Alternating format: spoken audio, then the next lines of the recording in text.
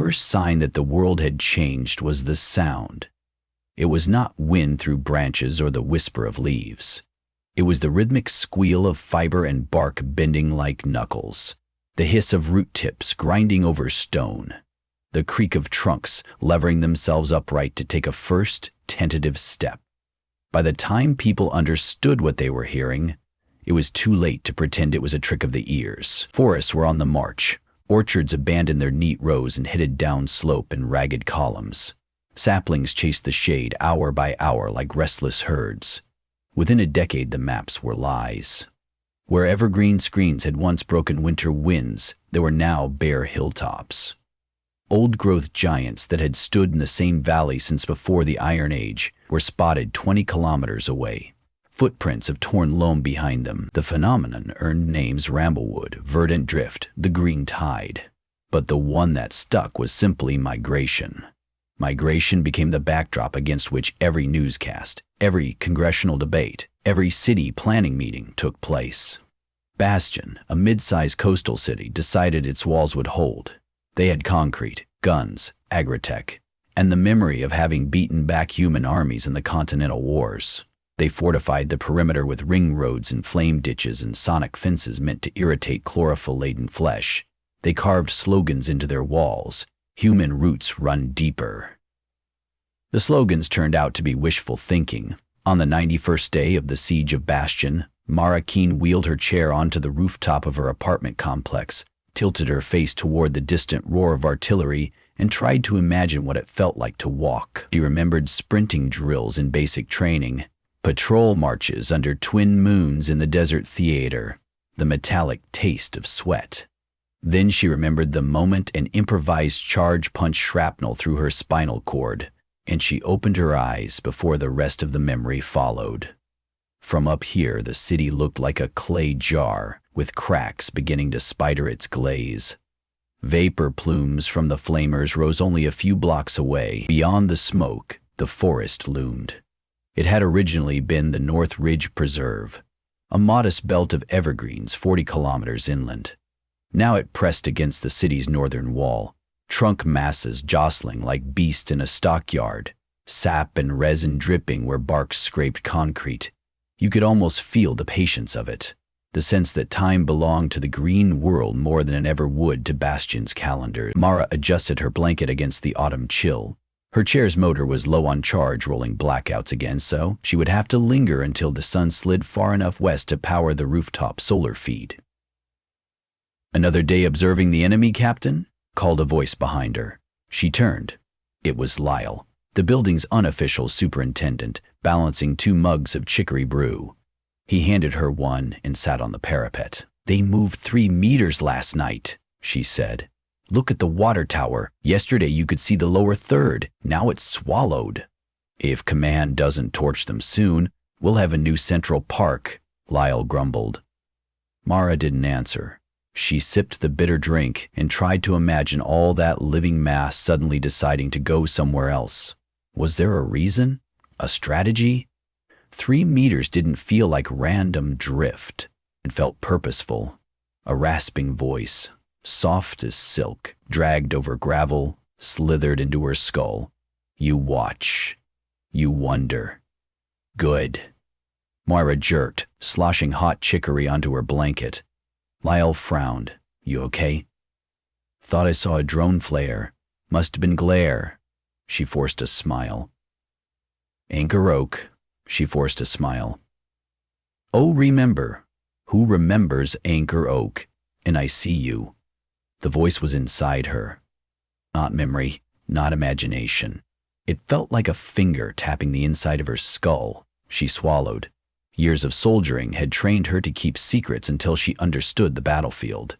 She'd keep this one.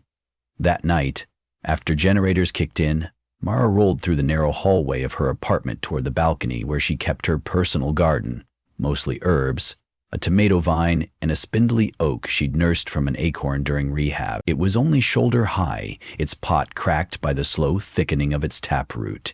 She'd meant to repot it but had put it off, distracted by citywide crises. Moonlight silvered its leaves. Something about the tree felt attentive. I know it's you, she whispered. Leaves shivered, though there was no wind. Less time wasted. Mara gripped the balcony rail to steady herself. How? Under you planted me in the shell of a bullet hole. Bone dust and blood are in my roots. When your nerves screamed, I drank the echo. We are tangled. She touched the bark. It was warm. Your people burn the outer ring of my kin. They carve words into us, but we will not turn aside. The migration follows memory older than wheels in walls. What do you want? There is poison in the old grounds, metal rains, salt floods. We must reach the coast marshes to birth a generation that can drink brine. Stone hive blocks us. So you siege the city? Destroy we hold perimeter, yes. We wait, but patience thins. Fire wounds, axes bite. We will crack your shell if no path opens. Mara's mind raced. The brass downtown would scoff, maybe dissect the sapling for secrets. But if the forest truly had strategy communication, then negotiation was possible. She looked down at her legs, flesh inert beneath the blanket. What part can I play? I'm no diplomat. I'm half a soldier. Half of anything can seed a forest. Through our link we speak. Carry me to your chiefs, let them hear. They'll think I'm insane. Paleo City is encircled by walking trees. Insanity is relative. Mara almost laughed. Instead, she wheeled away, heart hammering. The next morning, Mara filed an official request for audience with the Bastion Defense Council. She cited urgent intelligence regarding enemy motivations. Her prior rank opened doors sleepy civilians could never knock on. By afternoon, she was rolling across marble floors toward a conference table ringed with uniforms and mayoral sashes. General Reyes, gray-mustached and gaunt, greeted her with soldierly brevity. Captain Keene, we admire your service. What have you got? I have contact with the representative of the migration, she said. A sentient oak? Murmurs rippled. Someone snorted. The mayor whispered to an aide. Reyes's eyes narrowed. You mean you've spoken to a tree? I'm speaking with one now, telepathically. It's prepared to negotiate. Silence, then a single burst of laughter from Councillor Rasmussen. We're supposed to sign treaties with shrubbery.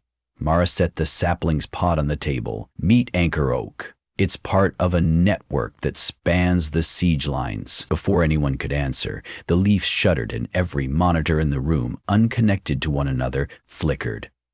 Green static resolved into shapes, rings within rings, like the cross-section of immense trunks. A deep, woody timbre filled the speakers. Technicians scrambled, muttering about air-gapped systems. The root all-knowing, muttering about air-gapped systems. The specter of losing control of their own hardware silenced the skeptics. I'm the conduit, Mara said. Let them speak. The voices, a chorus vibrating through her sternum, described the poisoned interior, the ancient migration pattern toward salt marshes, predicted to survive coming climate oscillations. It offered exchange, a corridor 300 meters wide, seasonal and regulated, in return for knowledge of phytoremediation to cleanse abandoned soils. Plus the safeguarding of Bastion once passage concluded. When the transmission ended, Reyes folded his arms. Assuming this isn't some elaborate eco-terrorist hack, a corridor would slice through residential districts and electrical subgrids. Impossible. Enhance vertical corridors, Mara argued. We can build root bridges above transit lines. The forest can assist with living supports. Co-design. The mayor rubbed his temples. Even if I believed cooperation was possible, the public won't. They see trees ripping lampposts out of concrete. It's fear. Reyes gestured to security. Captain Keene, you are dismissed. We'll deliberate. Back at her apartment, Mara flung the balcony door open. They won't listen. Reyes, speak to us where stone ears cannot drowse. Come to the front, two-leg broken. I can't walk. Roots shot from the oak's pot, lacing around the frame of her motorized chair. The battery meter, which had read empty, jumped to full green. She felt sap humming through composite fibers. Biocurrent, she whispered. You're powering it. Here moving. The chair rolled forward of its own accord. Mara should have been terrified, but a wild surge of purpose flooded her instead. She strapped herself in, packed ration bars and water, and guided the chair toward the freight tunnels that ran beneath Bastion's inner ring. Night cloaked the city. Patrol drones hissed overhead, but down in the service corridors, lights flickered sporadically. Every so often she paused to consult Anchor Oak, feeling directions pulse like compass needles in her skull. They emerged through a drainage outlet beyond the flamer's kill zone. The ground smelled of ash and leaf litter. The forest wall was right there, moonlit and massive. Trees the breadth of trucks shifted subtly, their bark chewed by embers yet alive. Smaller understory species scuttled between them like infantry. Dogwoods on knuckled roots, fern fans scurrying sideways, vines looped like serpents around cedar spines. All paused to regard the human in her wheeled platform. The gap opened. Pathways of living wood arranged themselves into ramps. Mara rolled onward, heart echoing each creak. Anchor Oak whispered. Images spooled behind her eyelids. An age when glaciers retreated, when seeds rode meltwater further north each century, when thunderheads painted the horizon and no gun split the air. She tasted loam, wildfire smoke, the cool of a limestone cave. She understood, in an instant, that migration was neither invasion nor retreat. It was pilgrimage. At the forest heart, they reached a clearing dominated by a colossal oak. Its trunk was pocked with centuries of lightning scars, its canopy spread like a continent. Walking had not stripped it of majesty. Its roots were fused into four stout pillars that rose, bent, and met the soil again, so the whole being formed a living arch. Leaf glow bioluminescent points developed during generations of nocturnal travel sparkled in the branches. Mara's mind swelled. Mara, I am Deep Ring Father, oldest memory of this stand. Daughter sapling speaks through you. Flesh, two-leg. Why do your kind scald our feet? We fear you, she said aloud, though she sensed that her voice was redundant. Your march tramples roads, severs power lines, crushes homes. We uproot, yes. Yet you scour valleys with metal harvesters. We ask corridor, only corridor. If I return empty-handed, the city will escalate. They have incendiary aerosol, seismic charges. They could wound you badly. Silence, then. Peace us their fire, we learn to dodge. Kill them slower instead of faster. Is that peace? Mara shook her head. No, peace is compromise. Let me bring a gift, a gesture they can't ignore. Something to prove living with you is worth the cost. Wind rustled. What about it? We have refined lignin into muscle, cellulose into sinew. We can refine metal to leaf. Let us graft. Roots uncoiled around her wheels, snaked into joints, embedded photosynthetic filaments in the dead circuitry. The chair's frame sprouted green veins. It straightened, unfolded, and for the first time in 2 years, Mara felt pressure under her feet. Tendrils had woven into the exoskeleton braces she'd stored unused in the basement of her building, carried here in secret. Now they flexed. She stood.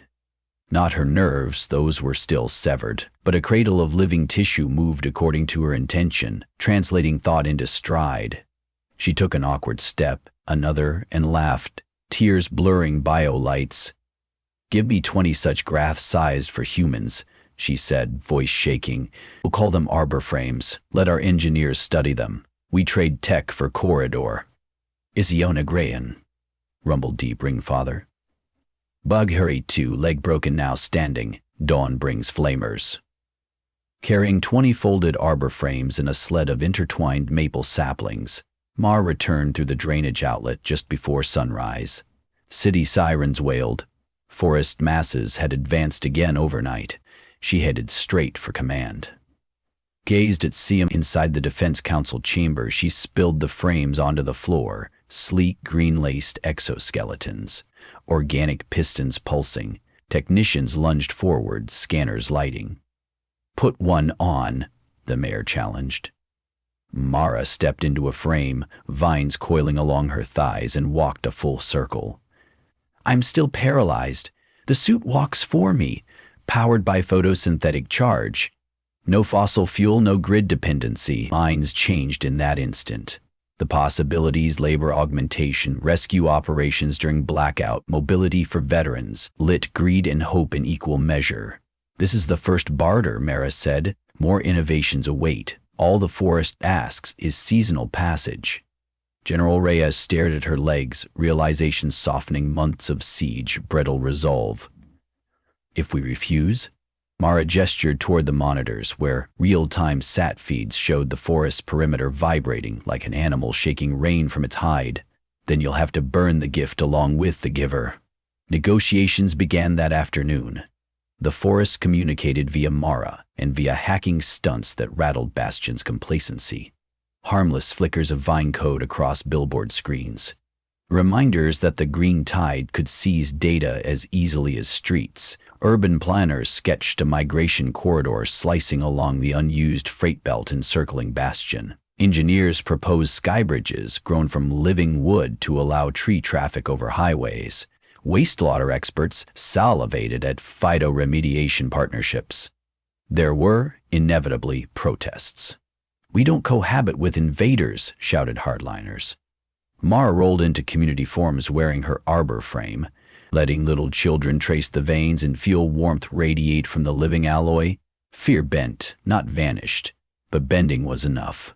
Anchor oak thrived in a custom planter beside her balcony door, already thicker than her wrist. Its presence in her thoughts became a second pulse, steady and grounding. They talked of small things: sunlight angles, the taste of morning mist, and of large. One night she asked about death. It answered, we weave into soil. Will I hum? Will I hum? They will. She nodded, strangely comforted. The line between marrow and xylem felt thinner by the day. 6 months after the siege officially lifted, Bastion gathered at dawn to witness the first sanctioned migration pass-through. City streets along the corridor had been cleared, facades reinforced, balconies roped with ribbons to keep gawkers from leaning too far out. Residents clutched phones, children sat on shoulders, vendors hawked leaf-shaved pastries. A hush fell as the forest approached. Advance parties of shrubs skittered, sweeping debris. Then came young pines walking on tripod root clusters, their cones rattling like tambourines. Behind them, elder trunks strode with stately patience. Overhead, vine bridges unfurled to let branches brush rooftops without gouging stone. Mara rode at the vanguard on a chassis that fused her old combat wheelchair with oak sinew, her service jacket replaced by a cloak of woven ivy. General Reyes walked beside her, encased in an arbor frame of his own, still unfamiliar with the rhythm but determined. Drones hovered, broadcasting to the world. When the colossal figure of Deep Ringfather entered the corridor, everyone silenced devices automatically, instinct overriding spectacle. The great oak paused by a kindergarten where murals of flowers and suns covered the walls. Roots dipped gently, tossing rainbow handprint tiles, a blessing written in botanic grammar. Mara felt a bloom of pride. She spoke aloud for microphones and for the chorus inside her skull. "We walk together so the future has room for both ways of being." No official historian would call the moment capitulation or triumph. The chosen word would be accord. But in the mingled scents of sap and concrete dust, Mara sensed something wilder than peace treaties, coevolution, an agreement not merely to cease fire, but to share belonging. The forest moved on. Bastion emptied onto balconies and sidewalks to watch until the last leaf vanished around the southern bend. That evening, Mara returned to her rooftop, exhausted yet electric. Anchor oak's leaves rustled in greeting. It said, "Does it ever end? Does it ever end? Seed and soil, we will keep talking, keep walking." Mara traced the groove in her palm where a vine had once coiled. Below, the sound of a city at twilight drifted up. Market chatter, tram bells, the hush of wind through brand new shade trees planted along the corridor. Intertwined with it came another sound, the slow, steady cadence of roots pushing further into earth that had learned, at last, to welcome them. She leaned back, letting dusk settle. The world was changing once more, but for the first time since her injury, the change did not frighten her. It felt like motion forward, inward, upward, all at once, And somewhere between her thoughts and the rustle of leaves, she heard the promise of footfalls that were also heartbeats, crossing thresholds, not of stone and mortar, but of understanding.